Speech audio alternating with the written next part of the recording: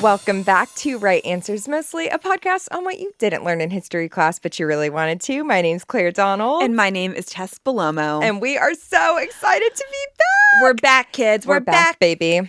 Back in the New York groove. I don't know that one.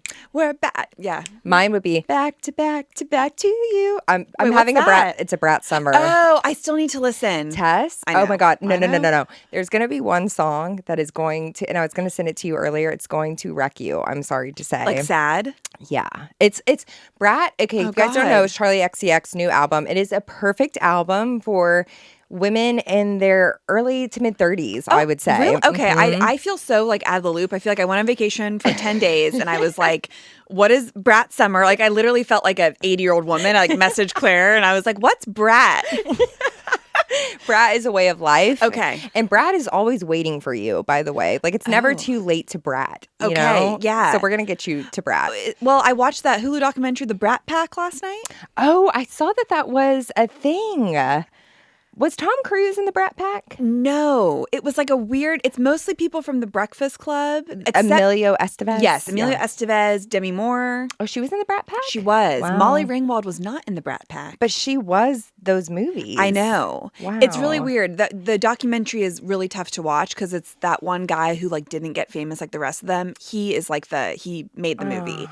It's really tough, Claire. Oh, no. I know. And it's like, guys, sometimes we have to move on from exciting things in our lives. Sometimes we do. And sometimes it can just be really healthy to like let it go. And not make a documentary about it. And not make a documentary about it. That's us making a documentary about Ram. I mean, you know that we will. We will. You know we want to. Oh, man. Yeah. Did you ever watch The Outsiders?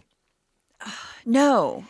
Is that a show? No, it was a movie. And it was like, it was young Tom Cruise, Rob Lowe, so hot. Rob Lowe, he's a star. He's a star. Patrick Swayze, a star? R.I.P., a star. And Yeah. it's like, it's so good. And we read the book in English class and then watched the I movie. read the book, but I never, okay. Yeah, Pony Boy, like the Greasers and the Socias, you know? Yeah, 80s movies are not really my thing. Yeah, the 80s, I miss, like, it's not my decade either. Well, I think last night I was watching with Kanal and he was like, you guys are just like a little bit too, we're like just so we're young. like babies. Like, look at our faces, just like wrinkleless babies. Well, thanks Aesthetic MDR. Shout out to you always. My Botox is tight and right. I need another facial. I know, we're ready. But we missed you guys so much. We have been on break. Tess has been traveling. She's been to prison. And we talk about it all we're recording another episode of Premium this week. So if you want to like catch up with us, because Tess and I have not really caught up either. We haven't really seen each other and y'all know that's a crazy ride. It is crazy. We saw each other really quickly like a few days ago, but it wasn't enough time. No. I was like, God, there's like 1,000 more things that we need to discuss. It's a never ending conversation. So you can join it in our show notes. You get 2 bonus episodes a month plus the whole catalog. And like we go into things. Yes. Yeah. We'll talk more about like what's been happening in both of our lives. Yeah. Exciting stuff. It's always a little juicy. I know. You guys know. You know how it is. If you want to hear all about the Brat Summer, I'm always bringing it back. Brat Summer. Brat Summer, baby. How are you, Tess? Oh, I'm good. You know, I feel like really relaxed and too. Rejuvenated. Good. I went to the East Coast for a couple weeks, went to New York to take engagement photos, which I am going to talk about that night on Premium. I'm sorry, guys, but it's just a little personal. No, and it's just like the photos. I'm screaming. When I eventually find my apartment, because you guys know I'm hopping around this summer, I'm going to frame all of them. Oh, you're so in my cute. house. They're such gorgeous photos. We just had like the best time. So happy with the photos. For anyone that is getting engaged and it's like, should we do engagement photos? Do it, because it like ignites like a really romantic and like excitable and sweet, like it's like your first little adventure. It like makes it real. It makes it so real. Like I felt like a bride. Aww. Like I was like, I am a bride. I was wearing white. You are a bride. For one look. But you have to throw it in there. And then the other look was Sex and the City, Carrie inspired. It really was perfect. So yeah, that was fun. And then went to Chappaquiddick Island. If you haven't listened to our Chappie episode. Some people will say it's like their favorite episode. I just say that. it like some people like in a shocking way just because it's one of our first episodes ever. I know. I'm scared that the audio is probably really bad. Well, it probably is. But like that, whatever. We love growth here at Right Answers Mostly. Exactly. And it's like it's the heart that matters, you know? And the heart has always been there. Truly. Sure has. Always been there. So that was just lovely for some family time and oysters and martinis and lobster rolls and long walks on the beach. And it was just God, I love that place. Stargazing with my brother. Found out my brother's truly like an astronomer, which I had no idea. He knows everything. Adrian, you do. So yeah, it was just it's like such a special place. It's like uninterrupted family time. I love that. It's just lovely. It's so lovely. And I missed you. I missed you too. I held down the fort. I literally stayed at Tess's house. Yes, you did. Tubby was so happy. Yeah, Tubby, Tess's dog, and me. We were taking over the world. Oh. I know. We missed you so much. I know. I missed you God too. You're back. How the hell have you been? I've been good. I mean, I just said, like, it's all been, like, normal, you know, for me. I'm going to take my little summer break later. Yes. But I'm so excited to be back. But, like, nothing really to report. Yeah. You still like bopping around? You're still I'm loving bopping it? around. Like, I love not having a place to live yet. Yeah. And we'll approach that in maybe October, but for right now, I'm loving it. Just keep it, like, if you keep up, like, if you are still enjoying it. I know, and I am. I had a moment with Alice when we were out the other night, and I'm like, do people hate that I'm doing that? And she was like, why would people hate that? But I just like, I'm always scared. No. Also, you are like helping people out. It's like a very mutual beneficial thing. Like you're like taking care of my dog, you're watching the house, you're checking the refrigerator light to make sure it's still on. But I'm bopping around this summer and I'm just absolutely loving it. Love. Yeah. So, but besides that, should we just like get into? Let's talk about our girl. Okay, guys. This is another like highly requested subject, one that I really didn't know that much about. Today we are talking about the one, the only Helen Keller. Tess, what do you know about Helen Keller? I mean, I know very, very little. I know that she was deaf and blind. Sorry, guys. I'm kind of getting over a chest cold, which is not great for podcasting, but I'm going to do my best. You just let it out. Thank you. Thank you you so much. Yes. Know that she's deaf and blind. Know that there's like a problematic lyric written about her. Okay, so let's just address it now. Yeah. Shush girl. Or is it hush girl? It's like it matters. Shush girl. Shut your lips. Do the Helen Keller. And talk with your hips. Guys, no. But we all were screaming it. We all then were like grinding, honestly. Go and moving with our hips. You know, I don't know how Helen would feel about it. I just don't know. Is that Metro Station? Or was it 3-0? Yeah, it was something that we don't know them now.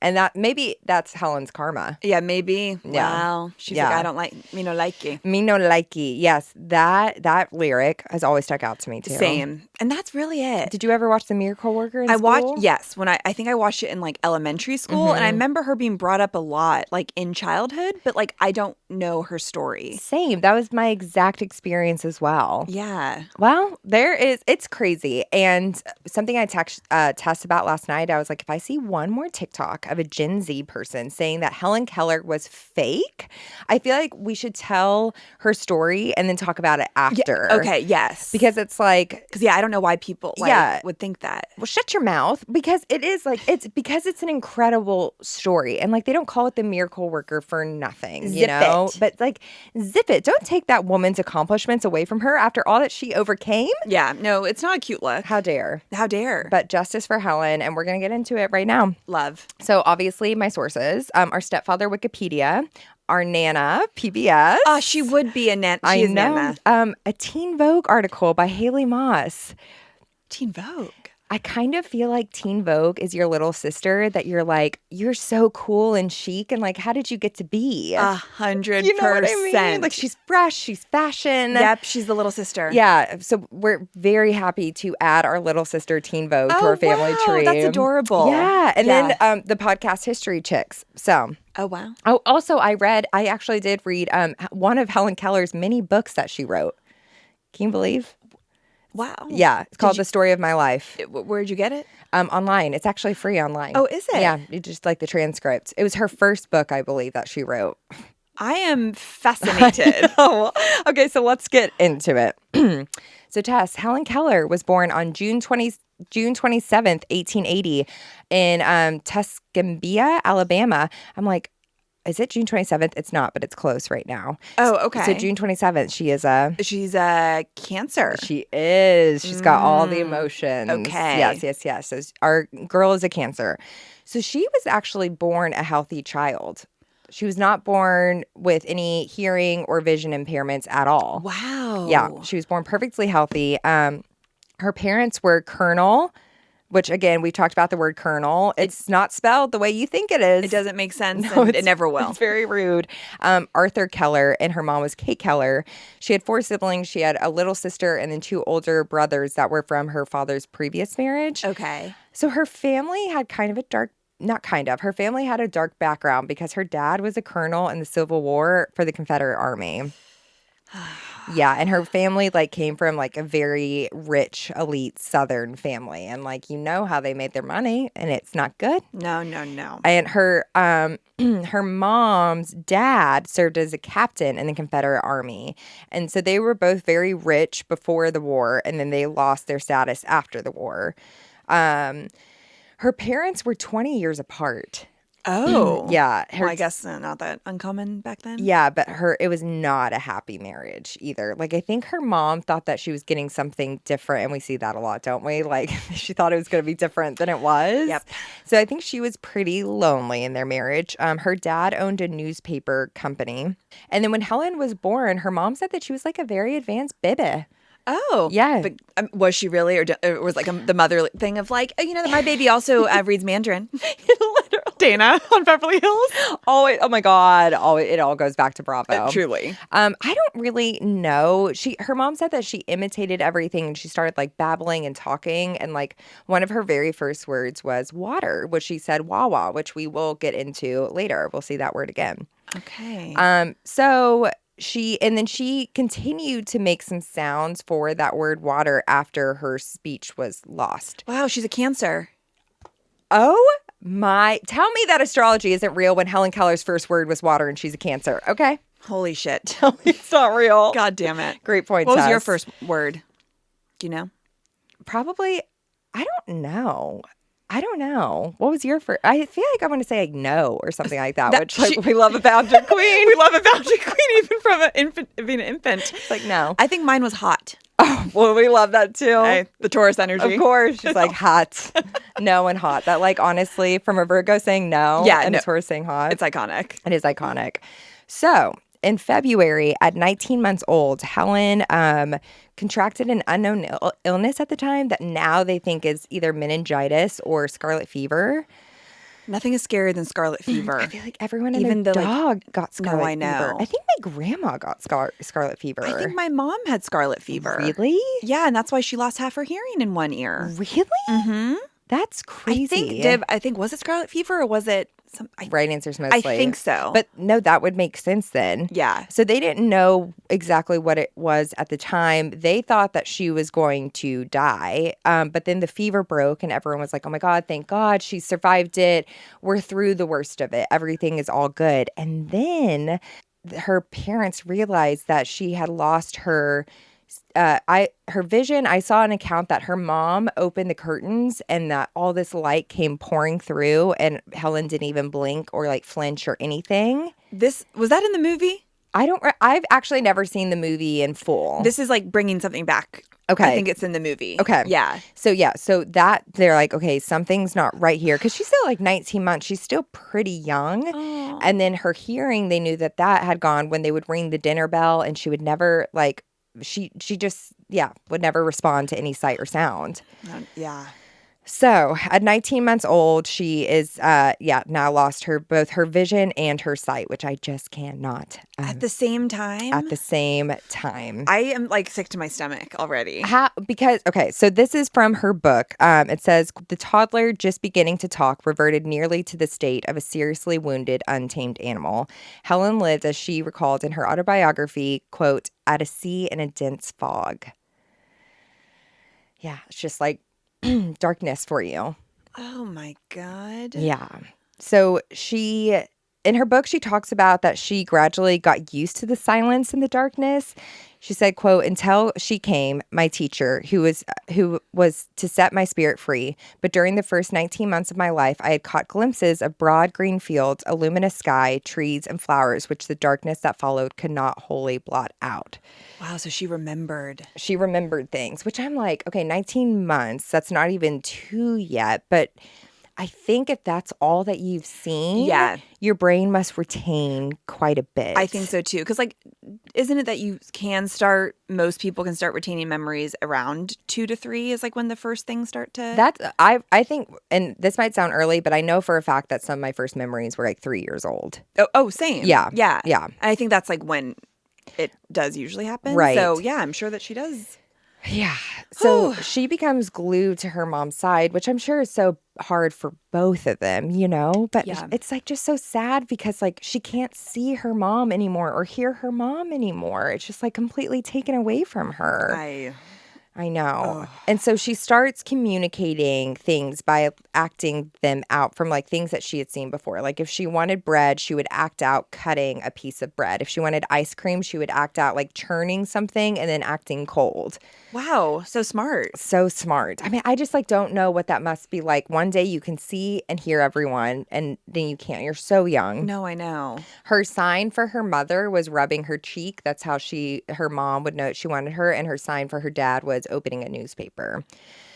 So yeah, she's just acting things out at this point. And at 5, she starts to like figure things out. She's starting to be able to fold laundry. She could do little tasks around the house. She knew when company was coming because her mom or her aunt would like be moving around the kitchen. She could smell food being cooked. She could feel that her mom's dresses were different. It's crazy the way that you can like navigate life because your other senses have to like they're shoot heightened. up. Yeah. But she was a pretty mischievous, I guess. I don't know if that would be the right word for her as a child. She became really good friends with the family cook's daughter named Martha Washington, actually, which wasn't that George Washington's first name? So not the same Martha Washington. That's the thing that you do in the pool with your hair? Always. The 90s kids, you know. That is a universal youth when you like flip your hair back with wet hair. Truly. Yeah, gorgeous work. So they would like sit on the porch. They would do little tasks together. They were like really good friends. They ended up cutting each other's hair off though. Like I don't know who gave these girls scissors. We've all been through that. We all have been through that. And if it wasn't our hair, it was our Barbie's hair. Truly. So they were pretty close, and Martha was Helen's age, and she could understand Helen's like signs a lot better than a lot of other people could. I don't know if it was just like a friend, you know, same age thing. Then one day, her mom found the key to the pantry. Helen found the key to the pantry, and she locks her mom in the pantry for 3 hours. And Helen said she just sat there and laughed while she felt the pounding of the door of her mom. Like, look. She had some things she was trying to work out. You're going to go through it when you have suffered that trauma, you know. You really were. You're going to take things out on your parents, just like any other kid. Just like any other kid. And like times 10, that is dark. Probably. It's a little haunting. And then besides Martha, Helen's pretty isolated. And then Helen has a little sister come into the picture. And we are the little siblings, so I can't speak to this experience, but I'm sure a lot of other people would be like, not happy. Not happy. Because now you have to share your parents' love and attention. So it was just it didn't help the state that Helen was already in. She used to have like a cradle for her baby doll, and then her baby doll or her little sister used that cradle for her cradle now. And at one point, Helen was going to put her baby doll in there, felt her little sister was in there, and she tipped the cradle over, and her mom saw it and caught her baby sister just in time. But Helen was pissed. She's pissed. She's really How pissed. old was she when the sister? She had to be, I would guess she was probably like 4. Yeah, no, that's a tough time. Yeah. That's the age of the devil. I truly believe it. The devil is 4 years old. The devil is 4. 4, like nothing good is happening at 4. It's so You're just a little menace to society. Because like you have your own, I mean, people say terrible 2s, but like 4 is even more. And no offense if you have a 4-year-old. I mean, my mom, I'm pretty sure I think that wanted to give me up for adoption at 3 to 4. I'm pretty sure people with 3 or 4-year-old will be like, you're exactly right. You're exactly right. Just give it, they'll be fine soon. Yeah. But Jesus. So Helen's having a hard time, and she's acting out. She's just trying to express herself, and she cannot communicate at all. And when she can't communicate, she has these like rage outbursts. She said in her book, quote, "I felt as if invisible hands were holding me, and I made frantic efforts to free myself. I struggled, not that struggling help matters, but the spirit of resistance was strong within me. I generally broke down in tears and physical exhaustion. If my mother happened to be near me, I crept into her arms, too miserable to even remember the cause of the tempest. After a while, the need of some means of communication became so urgent that these outbursts occurred daily, sometimes hourly." Yeah. She's just a human that literally can't communicate with anyone. Well, think of kids, like tantrums are just like, I need to be seen, I need to be understood. And if you then have something blocking that. Not only like, can you not communicate with other people? I need to be seen and heard. They can't communicate back with you. Yeah. Yeah. Like you can't have anyone calming you down. Yeah. Ugh, oh my God. I know. So by the age of 7, Helen had more than 60 home signs to communicate with her family, and she could distinguish people by the vibration of their footsteps. Wow. So she knew that's my dad walking through the room, that's my mom walking through the room, that's my brother. I mean, I bet, because like even like you can hear someone, like you would probably know a distinction between how I walk versus how like Alice walks. I don't like. I guess I would if I couldn't see it. Like if you spent enough time with it. Yeah. Because like people have very distinct ways of like moving throughout the world. Totally. So wow. Crazy. So her parents are starting to be like, okay, we've got to figure something out because this can't be like this for the rest of her life. And it only goes so far. Yeah. So in 1886, her mom reads Charles Dickens' book, American Notes, which was about this woman, a true story, Laura Bridgman, who was deaf and blind but had a successful education and was taught to communicate. So it gives her mom hope, and she finds out who the doctor was that taught this woman. She finds out that he had died, and so she's like, okay, is anyone else able to do this? And she hears about this doctor who is a famous eye, ear, and nose and throat specialist in Baltimore. And so she's like, all right, we're going to Baltimore to see if someone can help. So they go to Baltimore, and the doctor was like, I can't help you, but I know a guy, Alexander Graham Bell, who invented the telephone. Oh, yeah. I was like, that name sounds familiar. Yes. So he's in D.C., and he was working with deaf children at the time. So they were like, go to see him. He might be able to help. They go to D.C. Alexander Graham Bell was like, y'all should go to the Perkins. And we're eventually going to get where they settle down, I promise. They're like on a wild goose chase. So he's like, go to the Perkins Institute for the Blind in Boston, because that's where the woman that Charles Dickens' book was about was taught, which is like, can we just start it there from but we had to go on our journey. Of course, we always do. We always do. So this begins their Alexander Graham Bell and Helen Keller's friendship. Aww. Like they become really close friends later in life. Was he like so rich? I don't know. I don't know if he had invented the telephone at that point. Oh, okay. But if he wasn't, he was on his way. I think he invented a lot of different things though. Yeah, didn't he invent like something else? Yeah. But all I feel like having to do with sound stuff. You know, the phonograph. Maybe. Right. Maybe. Yeah, exactly. You guys let us know. Yeah. So do your homework. They go to the school, and the director is like, I do have someone that would be great for Helen. Anne Sullivan. So Anne Sullivan was a 20-year-old alumni of the school. She was only 14 years older than Helen. So Helen's actually 6 at this point. Anne was mostly blind and underwent many botched eye operations at a young age. What year is this now? This is the late 1800s. So this is 1887. So in like the 1880s, she was getting eye surgery.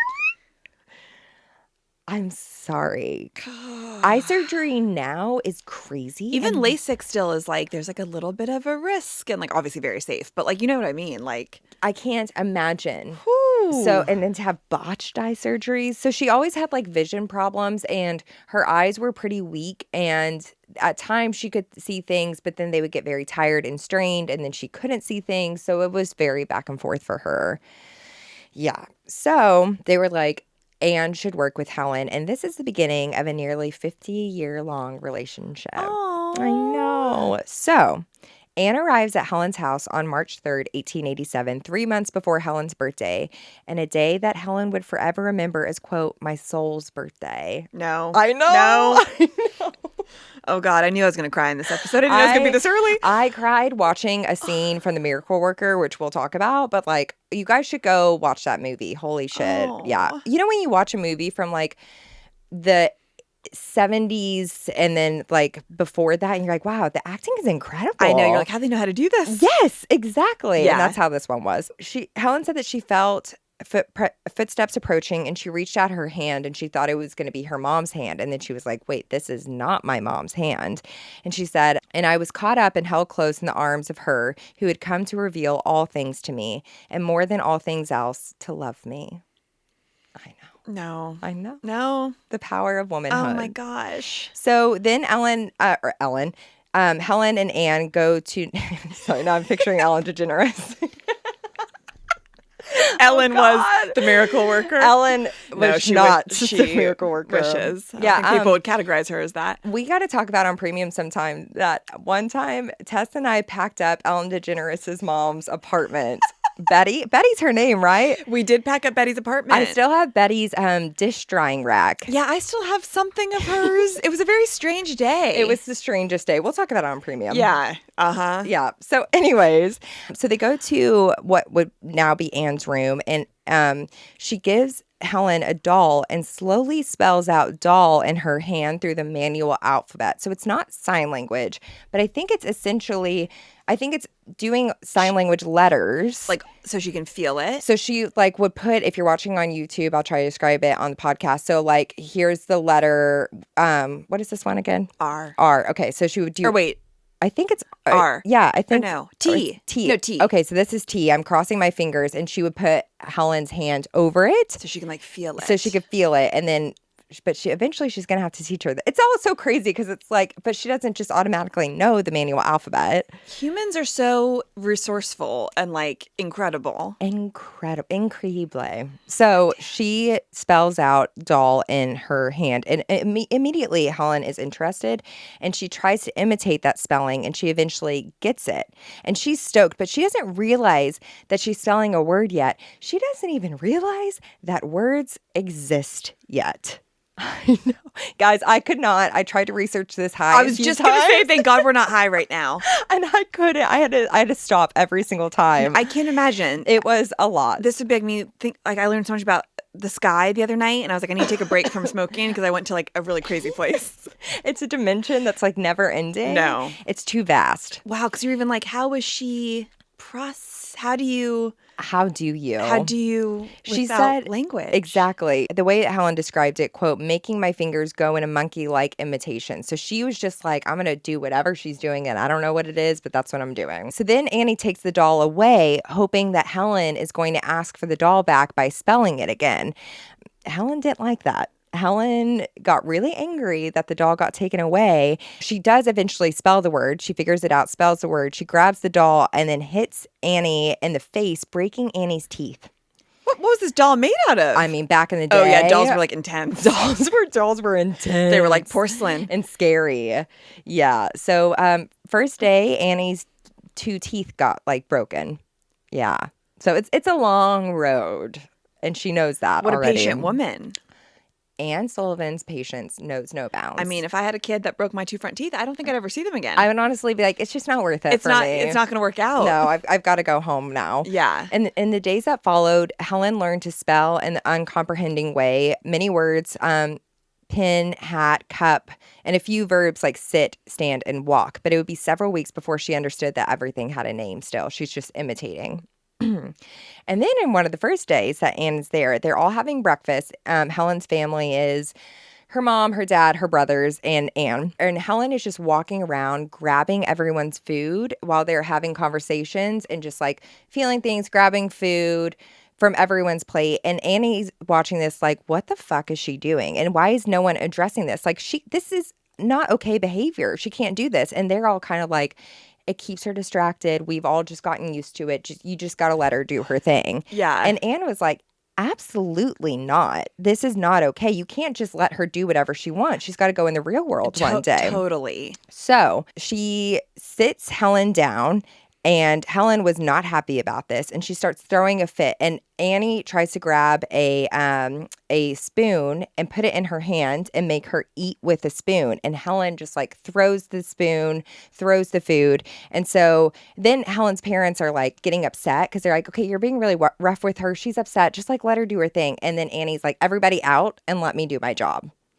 This scene in the movie is so crazy. Whoa. She's like, let me work. They are in their test for 3 hours of just Annie trying to get her to sit in her seat and use a spoon. And it is a battle. Like, they are physical. They're running around the room. She's throwing chairs. She's throwing plates. Like, she's throwing food. And then Annie is like shoving her. It's intense.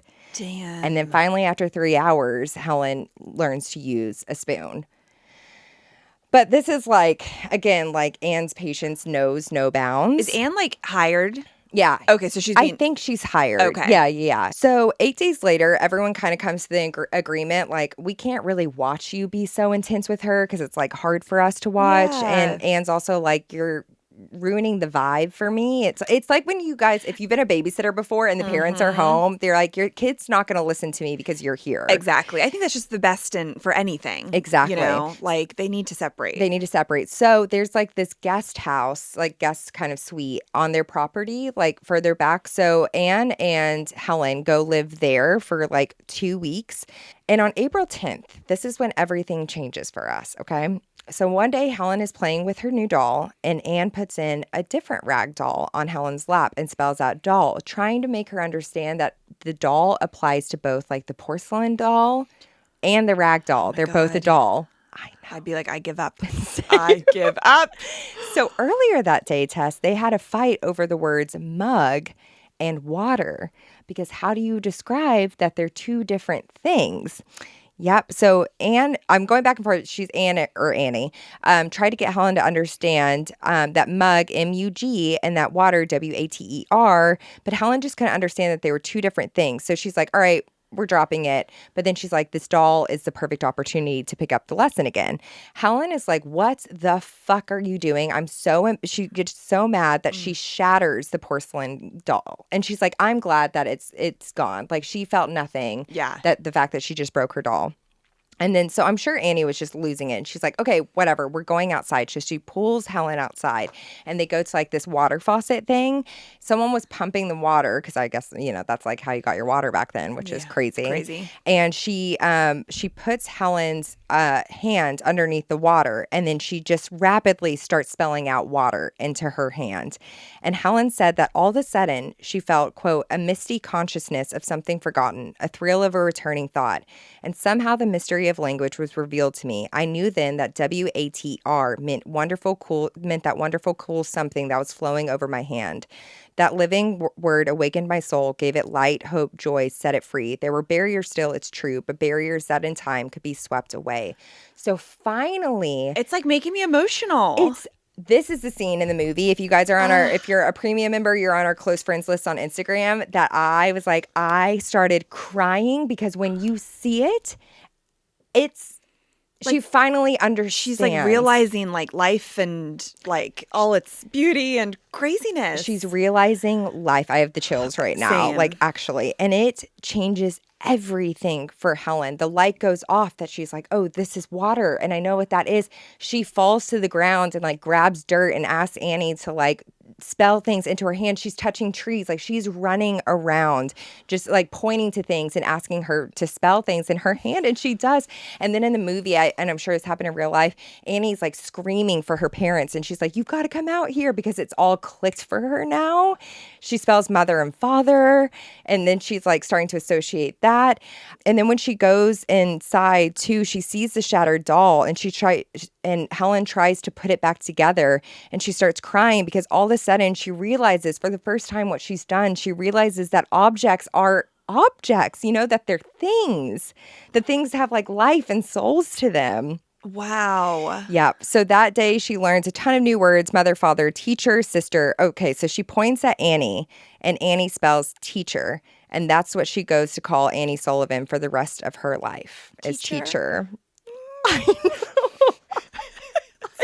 I'm wrecked. We're not okay. So she said that you could not find a happier child than her that day. Her world was completely opening up. She learned 30 words that day alone. Genius. And for the first time in her life, she longed for a new day to come. Quote, that is the moment in which Annie Sullivan gave me my human inheritance back. Oh, and she's like out of like a depression, I feel, as like a 6-year-old. Exactly, Tess. Oh my God. She can live again. Wow. And we're just getting started. Wow. So Annie decides to teach Helen how to communicate in the way that we teach babies who are able to hear and see. She's like, parents talk to them in full sentences and babies imitate that, and then they just pick up. You might drop a word here or there, but they're just going to like repeat the sentence. So she's like, I'm going to teach her by spelling full sentences, and she'll pick up the rhythm of the language. If Helen didn't know the words or idioms necessary to express her thoughts, Annie would tell her, even suggesting conversation when Helen was unable to keep up her end of the dialogue. So, which I'm just like, wow, to like spell out sentences. I mean, it takes so long. I feel like they move so fast. No, that's so true. Like when I see people even doing ASL. No, it's crazy. Crazy. And then sometimes a new word revived an image that some earlier experience had engraved into Helen's brain, which is luckily for her that she did have 19 months, even though, you know, like how much do we retain? Yeah. But it was something. Something. In the book, Helen pointed out that it's a long road for a deaf child. Children who can hear pick up phrases from repetition and imitation, and that makes them ask questions, and that expands their world, you know, and that we don't realize how much we learn just from hearing things and imitating things. Well, that's why isn't that why you're supposed to read like infants even books? Yes. Because they could learn like 200 words when they're like. Exactly. Remember that, right? Do you remember that TV commercial that was like, talk to them? To your babies, yes, but truly, yes, and it all makes sense. Yeah, she said the conversation he hears, just talking about a deaf child, and in his home stimulates his mind and suggests topics and calls forth the spontaneous expression of his own thoughts. This natural exchange of ideas is denied to a deaf child. My teacher, realizing this, determined to supply the kinds of stimulus I lacked.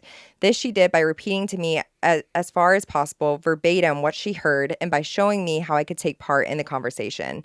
But it was a long time before I ventured to take the initiative, and still longer before I could find something appropriate to say at the right time. So Annie's even like, add to this conversation. Now you say something back. Wow. I know. Annie Sullivan. My God. And she could see.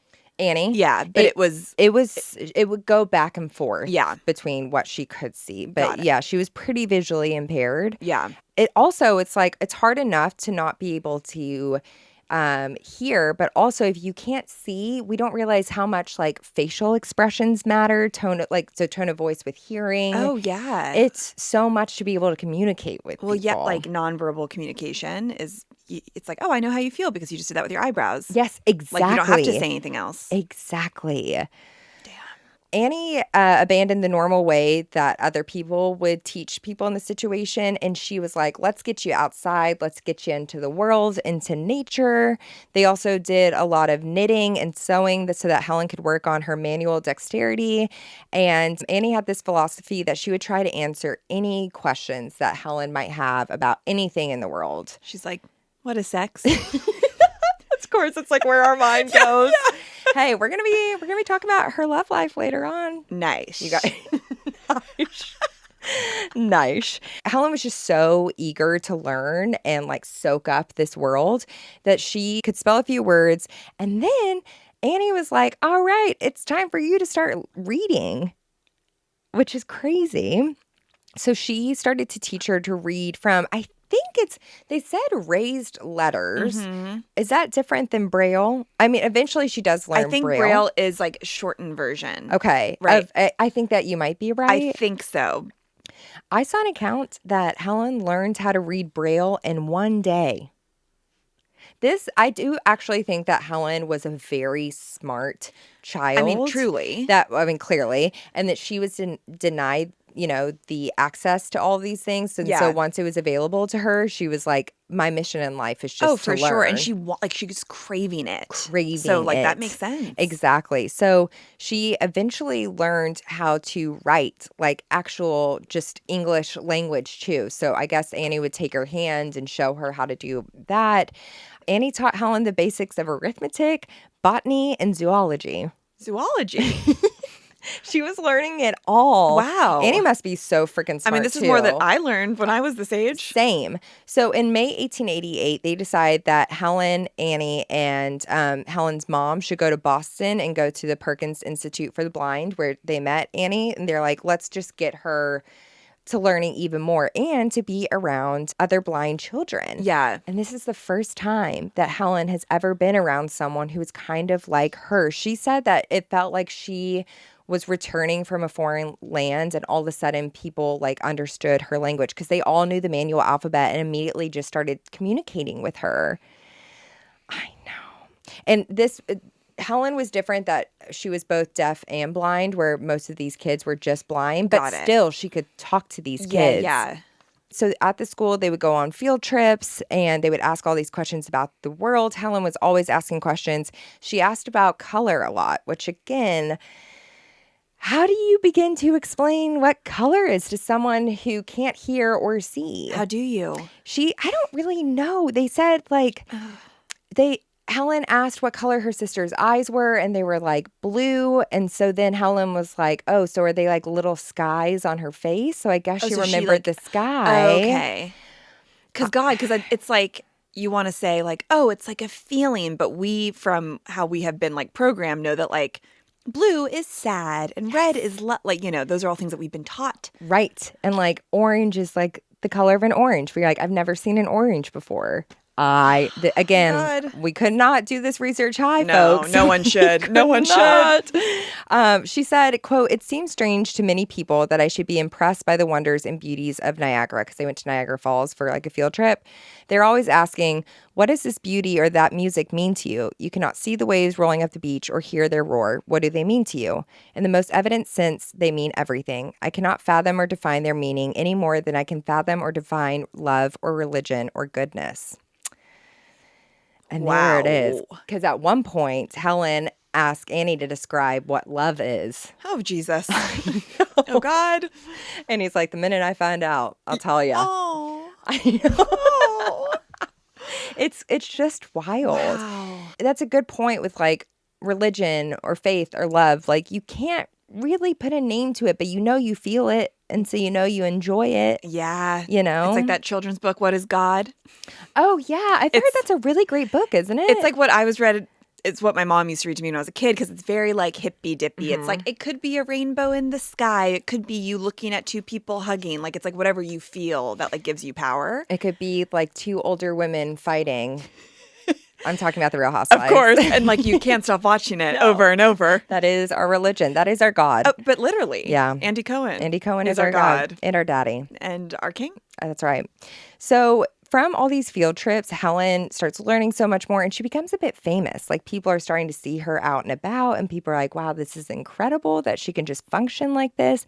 Because at this time, Tess, people with disabilities were sent away, like to sanatoriums. Yeah, that's what they're called, right? Yeah, sometimes like killed. Yes, exactly. So they weren't out there in society. So the fact that people could see someone who didn't have their hearing or their sight functioning in the world like this, it was incredible. She was taken to doctors' conventions and doctors from all around the country would want to go and see Helen use her abilities. Annie, though, was like very reluctant about all this. She's like, I don't want her to become like a circus. I was just about to say. Yeah. And like, don't like, people are probably like, I want to study her because she's fascinating. It's like, she's a human. Exactly. And she like wants her to live her life still. And also, again, she's just a human. She's going to make mistakes like how other people would too. God, and she's like a young woman. Yeah, exactly. So you know how she's writing at this point. Annie was like, I don't want to publish any of Helen's work. Like, she's just a girl. Yeah. But her use of language was quite incredible. By 8 years old, she knows and uses the words. Oh, she's still only 8? Yeah. Oh my God. I was like, is she like 16? No, she's like 8 or 9 at this point.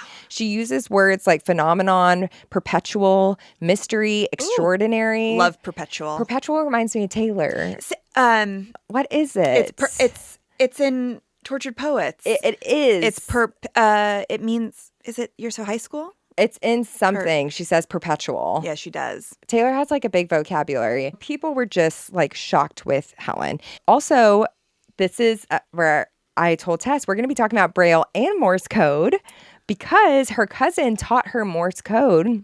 And they used it. They loved it. They used it in the house. Helen's mom learned how to stomp. Helen, come here, and would stomp that on the floor. So Morse code is what they did in Titanic. Morse code. So Morse code also is like in the military where you can like, I think you can also like blink certain ways. Is it like sending help also like with like the flashlight? Yes, exactly. I think it's communicating every single way, but with like beats and like. I think you can do beats. I think you can do stomping. I think so. Like would mean something. One day we're gonna figure out exactly what Morse code is. I could have looked up what it was, but I didn't. Is it Morse or Morris? It is Morse, which I also just found that out from Tess because she's like, Dib, Tess's mom, always makes fun of me for saying Morse code. And I was like, why? But it's Morse. It is. I believe it's Morse. So the person that probably invented it was Morse. Morse, but also could have been Morris. Morris, our astrology king. Listen to our astrology episode. Morris, where are you right now? Hopefully listening to Ram. So by 1890, Helen was ready to speak. She was ready to actually use her voice. And she did this the way that they learned. They tried out a lot of different things. They would lightly place her hand on Annie's face, and they would have a finger on the lips, a finger on the throat, and a finger on the nose, so she could feel the way that everything moved, the vibrations, the airflow, and she would try to mimic that. And I think sometimes she would try to put a finger on the tongue to see how your tongue moved. Language is wild. It's crazy that we all know how to speak to each other.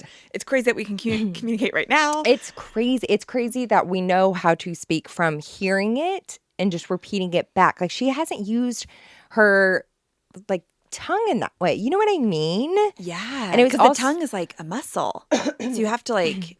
Exactly. And it was hard for her too because like if you have your finger on someone's tongue, you can't quite talk normal too, you know? Right. So in an hour, she learned 6 elements of speech, MPASTI. And her first connected sentence is, "It is warm." Yeah. Wow. However, it's a long journey for her speaking. There's actually videos on YouTube. I'll try to post it in our carousel of Helen Keller speaking. It's a little hard to understand because also she can't hear herself. Right. You know, and other people to correct it. But you can like pick up on what she's saying. Wow.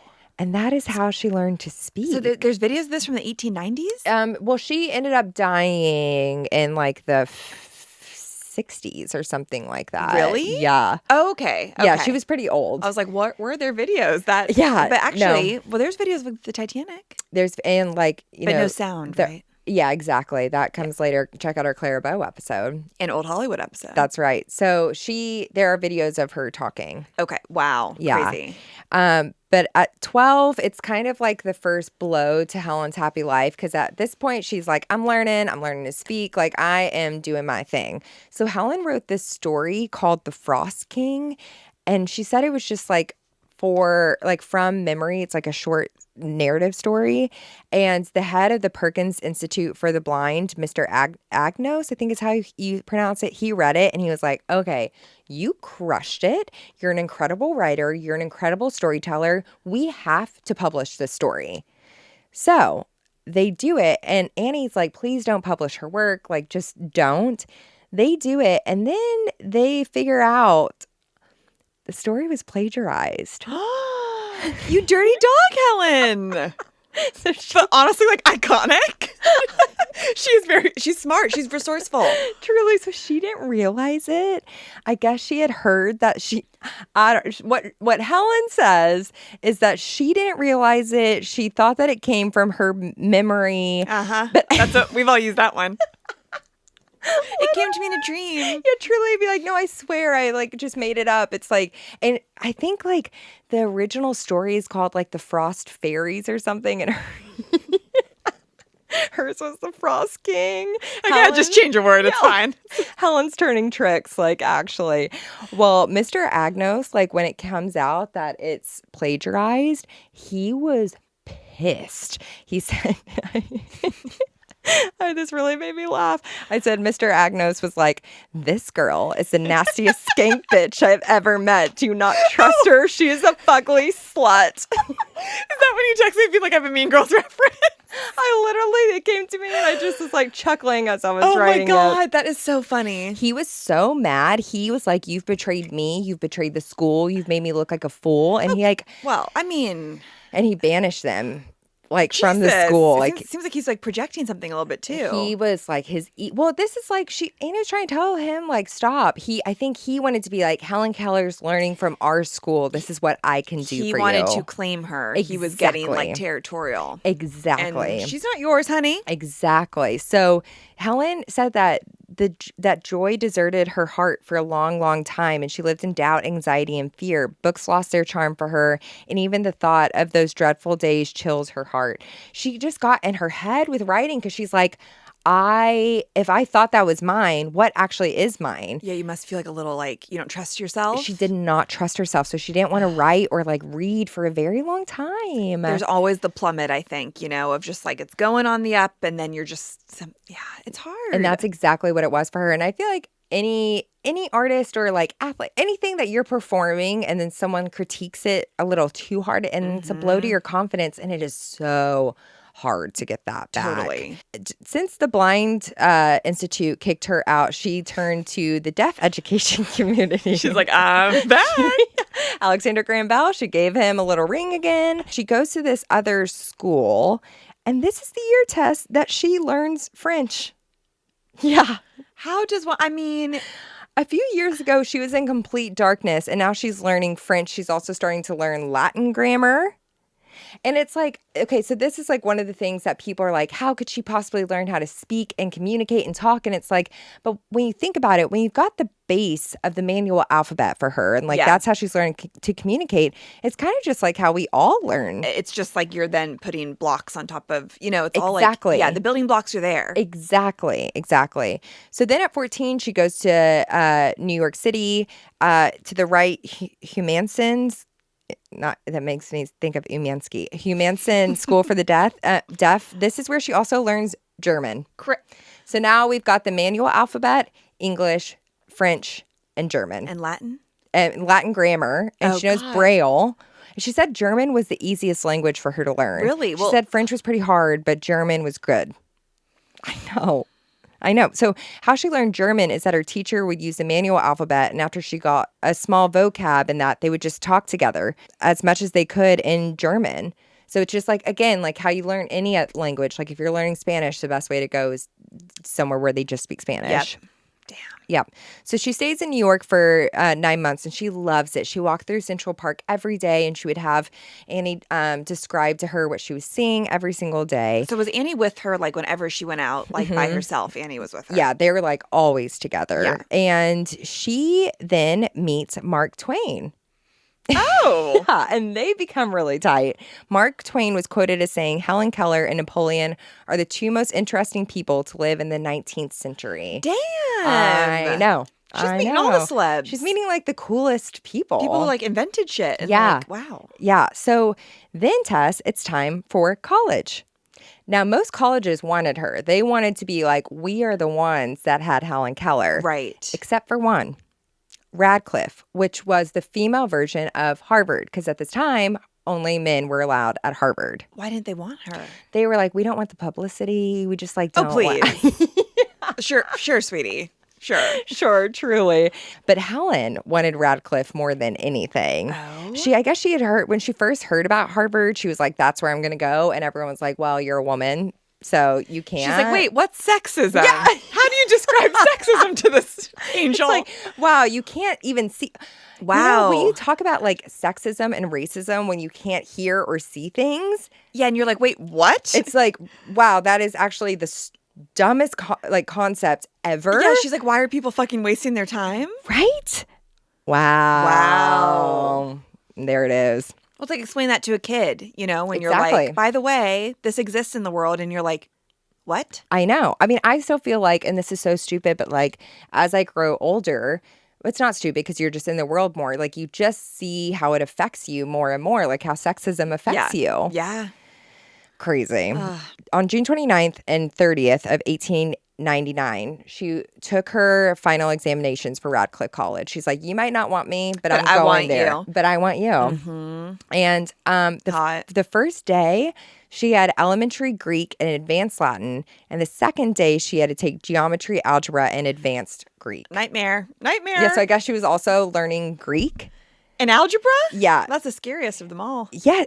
Oh, No, I would say chemistry. Oh, God, chemistry. Algebra, I took literally like 5 times, I think. And by the end, I was like, am I a math queen? I almost felt like algebra was easier at the end. Same. Like to learn at the beginning, you're like, what the actual fuck? It was not okay. No, but chemistry, I even had a tutor for chemistry, and he's like, I don't even know how to help you with this grade. He's like, are you okay? We needed Annie Sullivan. Like, we needed someone who was patient. We needed her. But Randy, if you're listening, I do remember you, and I appreciate you. I think Randy comes up. Well, I did date that Randy, too. Okay, so different Randys. Different Randy. So many Randy. I knew a kid in my elementary school named Randy, and he had the longest mullet I had ever seen in my life.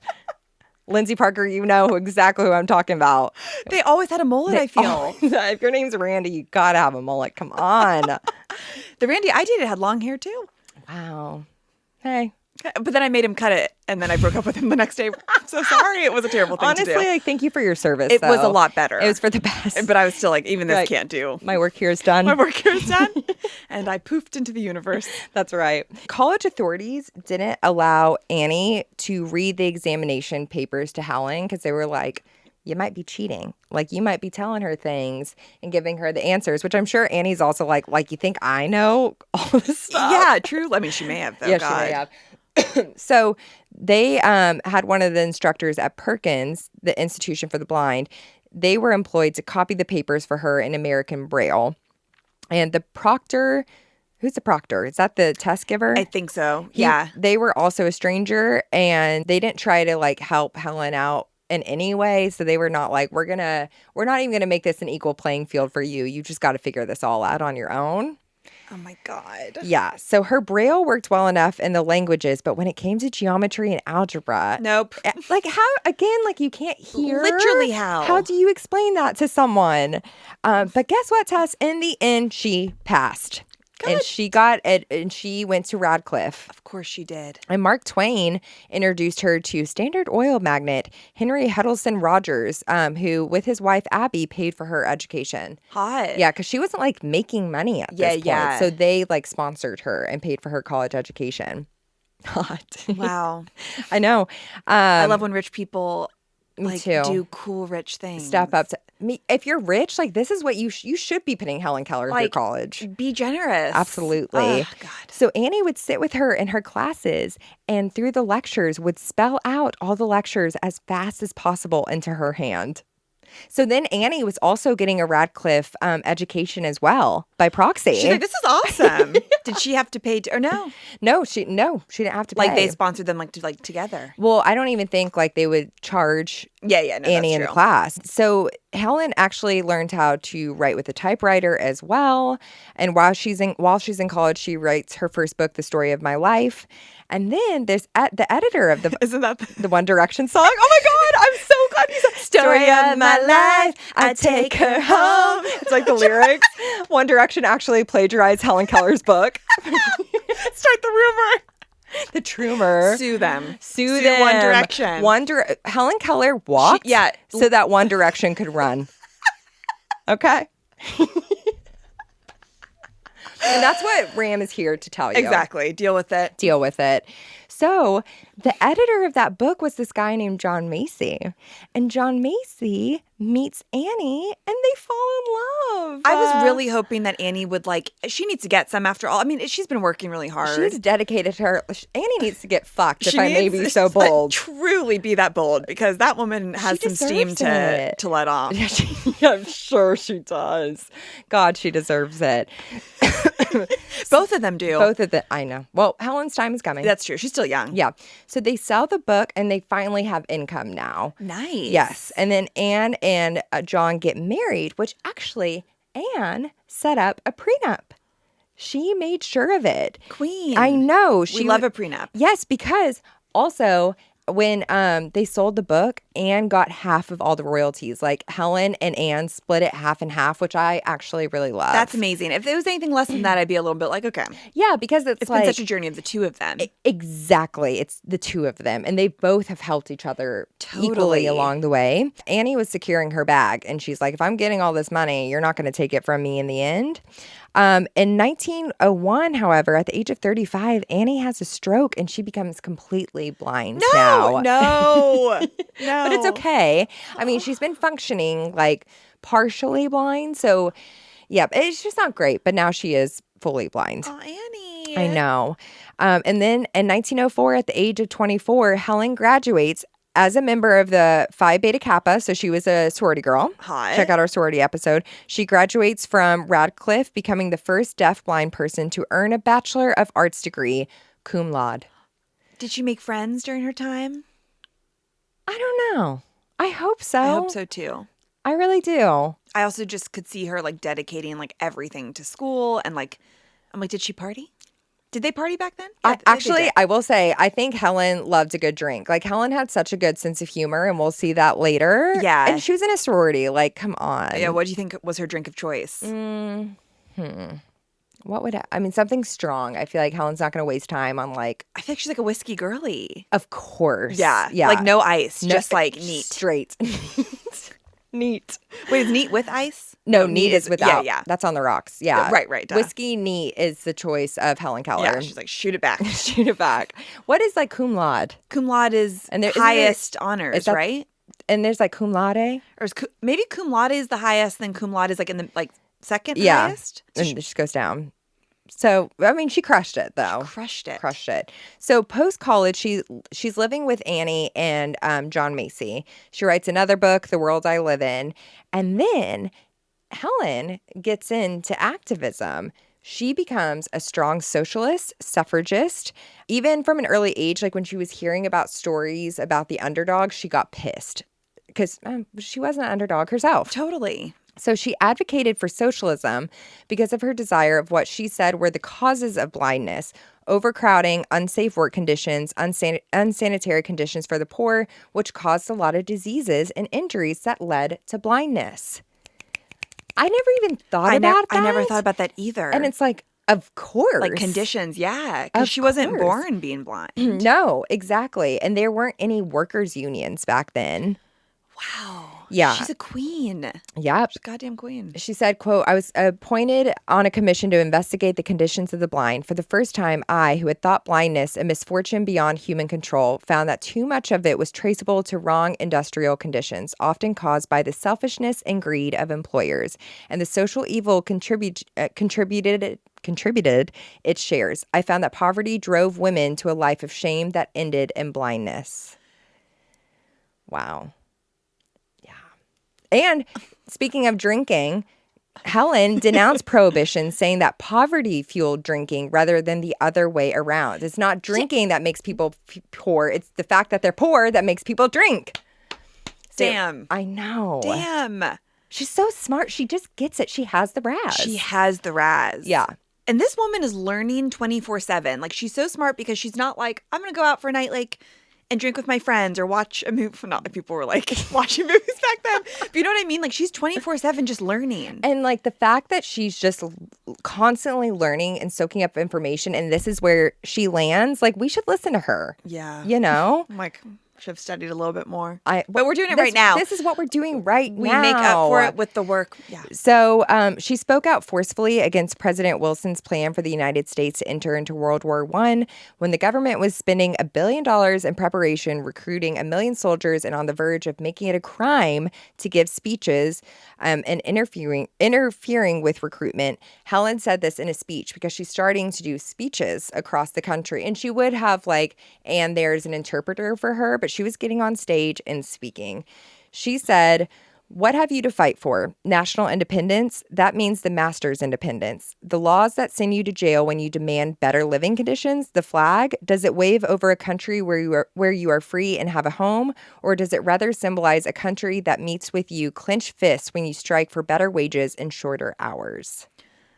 Helen Keller for president? Right? She's like, why would we support this war? Like, why are we defending a country that is not defending us? Just imagine if women had been leaders in this country for so long, where we'd be. Well, and it's so interesting because when critics attacked Helen for defiant radicalism, and because it practically destroys her angelic image, like up until this point, it's like, ow, I just hit my funny bone so bad. I heard that in the...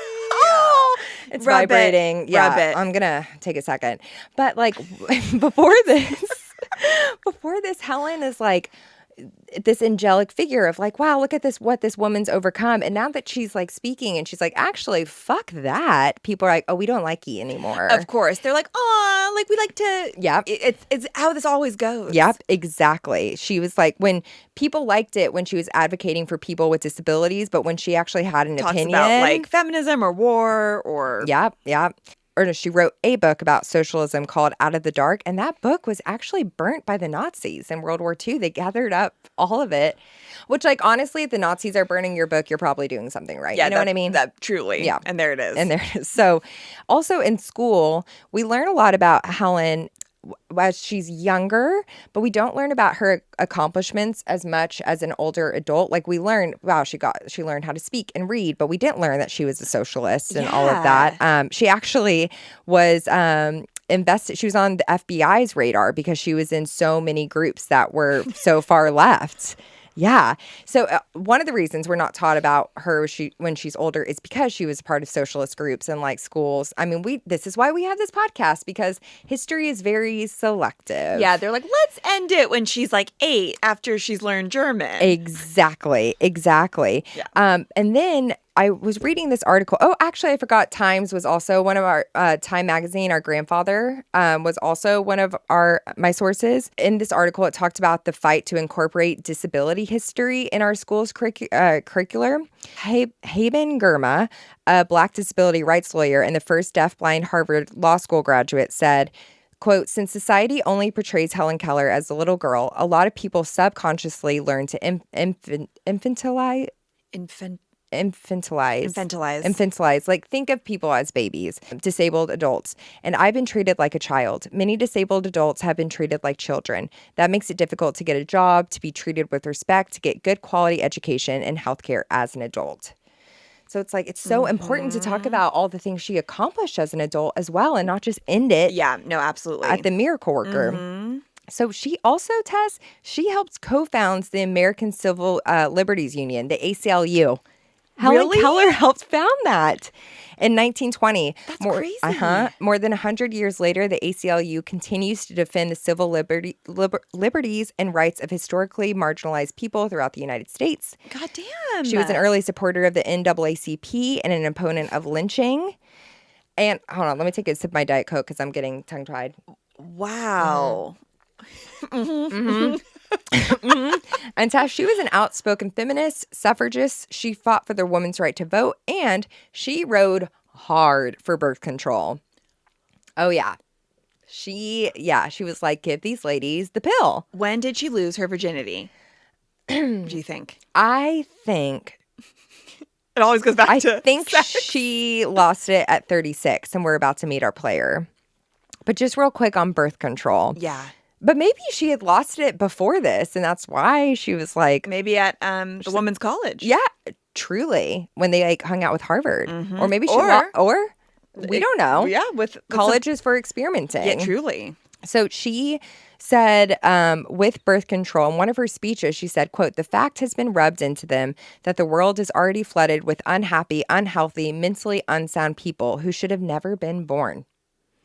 She was a pro-choice queen. She would definitely be a pro-choice queen. We love. She's like, why are we forcing people to have babies if they're not ready to have babies? Yes, it's as simple as that. And in poverty, yep. Like, why would we ever force? And we're not helping them. You guys are against socialism, but yet you don't want to support birth control. Yeah, exactly. The more things change, the more they say. Are you going to pay once this child is in the world and wants to go to school, wants healthcare? Yeah, no, you're not. Mm-mm. However, there is something that's a little troubling about Helen's beliefs. She also believed in eugenics at one point. So eugenics, it's the belief that the selection of desired, is it heritable? Like your genetic characteristics in order to improve future generations. Eugenics is what the Nazis wanted to do. Right. Like breeding. Not good. Why did she? So I found some articles that were like eugenics at one point was thought to be progressive. So she was friends with Alexander Graham Bell that we know, and he rode hard for eugenics. He pushed for the sterilization. This whole part I'm just going to have to read because I don't know enough about it, and it's so contradictory to me. He pushed for the sterilization of those he considered a defective variety of the human race, including the deaf, for whose eradication he advocated. Furthermore, deaf people, he thought, should be forbidden to intermarry for fear they would have deaf children. It's so contradictory. Right. Then why would she be for that? I think that she was like if I had to guess what she would have thought about this, I think she would be like, my life was hard enough.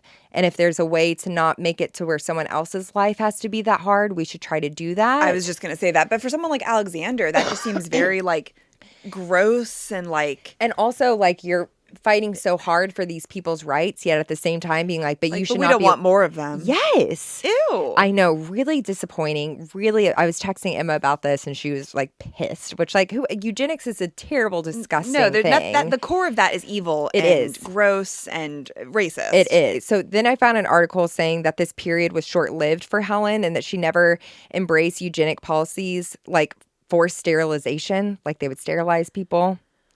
Yeah, she never supported that, and eventually she moved away from the eugenics view.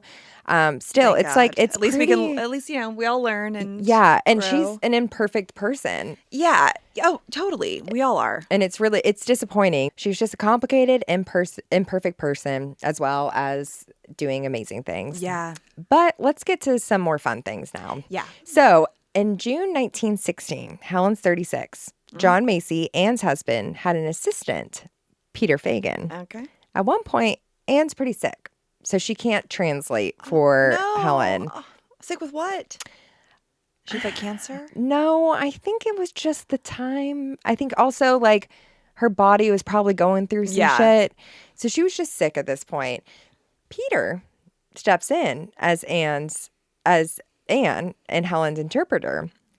And they fall in love. Oh, that's so sweet. Yes. He's like communicating with her. And so, yeah, they fall in love. And Peter proposes to Helen. He goes and he gets a marriage. So Helen is all in. Like she loves Peter. And they're spending so much time together now, too. Peter goes and gets a marriage license. It's very on the DL. But a reporter hears about it and writes about it and puts an article out. And then it gets all the way back to Helen's parents and family in Alabama. Oh, yeah. They're like, hey. Like, glad you're accomplishing so much in the world. And her mom is like, hell no, I don't trust this man. He's probably a star fucker. Also, I think with Helen's family and with Annie, at one point you got to let the bird fly. And I think that they had a problem with that. Yeah. Are they getting like a percentage of like her money and stuff? I think Anne was taking half of all of Helen's stuff yeah. still. I've seen some She's people... like, I'm going to keep this going. Yeah. She's like, come on. I've seen some people have not such nice things to say about Anne. I mean, to me, Anne gave Helen her life back, and I think that they did love each other so deeply. There will always be people that are like, she took advantage. Exactly. The star fucker thing will always come up. Exactly, and we will never know the truth of all of that. I would like to live in the world that it was pure, but it is frustrating how everyone is like, I mean, Helen's 36 years old, and they're like, no, you can't marry this man. Because they saw her still as like being incompetent in a way. They're still thinking, yeah. Yeah. So Helen later refers to this love affair as her, quote, island of joy surrounded by dark water. Yeah. So Helen's family. Oh, go ahead. What did Helen look like? She's beautiful. Yeah. Check out our Instagram at Right Answers Mostly. We have pictures of her. Do you want me to Google a picture? Yeah, I would just like to. I'm like, I don't think I know. She's gorgeous. So this man's like, hello. Yeah, she was like a beautiful woman. Oh, stunning. Yeah. Yeah. She's really cute. She was a really cit little girl too. Oh, look at that dog. Doesn't that dog kind of look like Tubby? Yeah, you think, hey? That's the Tubby reincarnated. Tubby was Helen Keller's dog. Spread the tumor. Spread the tumor. Spread the tumor. So Helen's family is like, absolutely not. You cannot marry him. And Helen is like, but daddy, I love him. Always. In every subject we do of Ram, but daddy, I love him. So Helen's mom, what I found was like, move back. You have to move back to Alabama. And if this man actually loves you, your love will stand the test of time.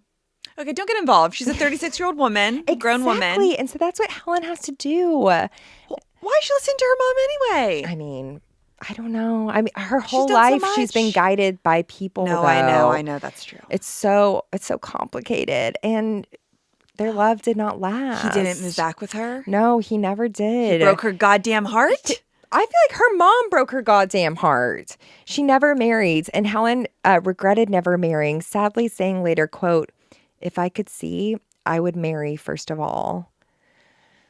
I know.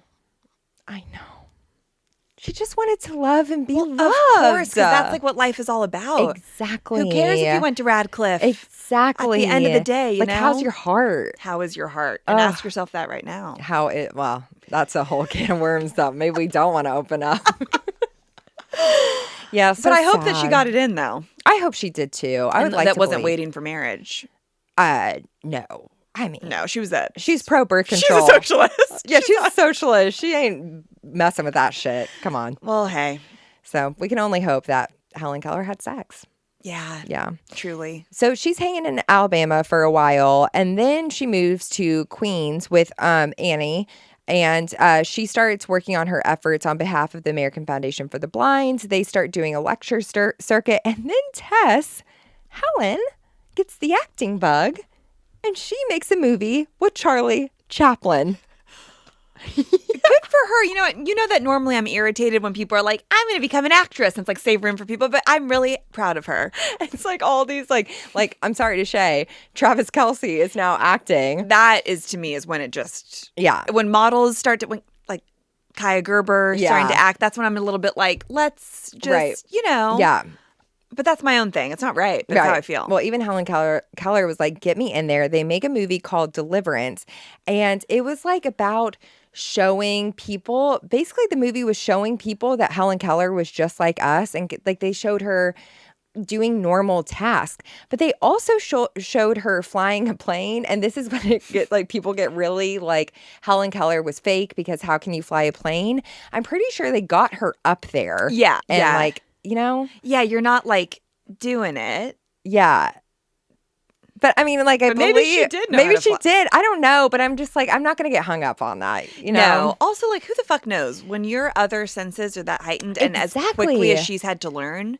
And also, the second you're up there, I'm not a pilot, but I think you don't have to like... And that's what I think happened. And I did see something of being like the vibrations of the plane and like all that stuff. You know what? I believe it. Go off, I'm a Helen Keller apologist. Me too. So, and then she caught the acting bug because she goes into vaudeville. Helen Keller was also a theater kid. Of course she was. Vaudeville was waiting for her. It was. They joined vaudeville for a 5-year circuit. They actually do this because they don't have any money. So Annie and Helen were like, we got to get some cash. Annie's like, get me that check, honey. Yeah, you work, Helen. Go bring it back to mama. So they're billed as the 8th wonder of the world. Helen Keller would put on a 20-minute show telling her life story in her own words, and Annie would translate. And then there was a Q&A section so that people could see how smart Helen was and that she could show off her sense of humor.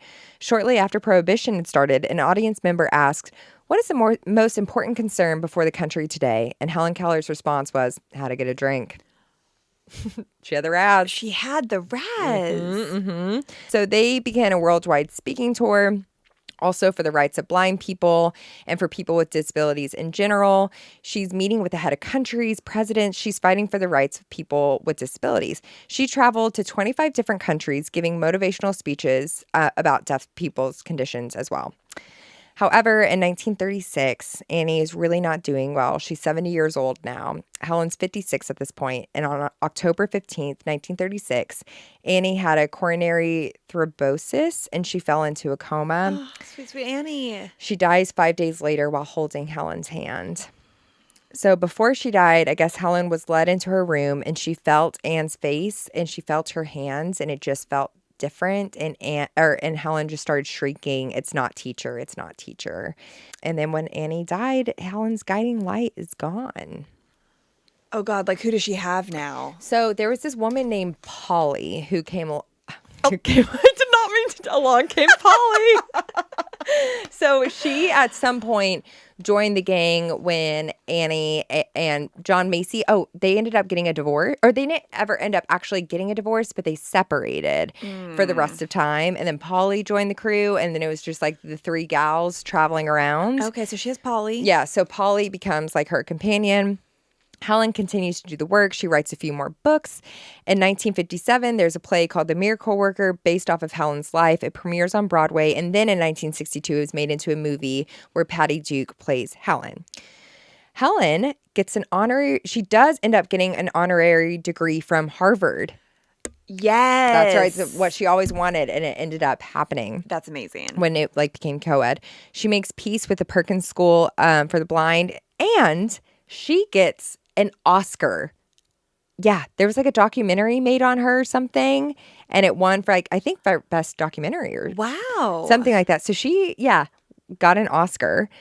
And then she gets the highest honor, the Presidential Medal of Freedom from Lyndon B. Johnson for her activism in 1964, but she actually can't go to the ceremony because she had a series of strokes in 1961.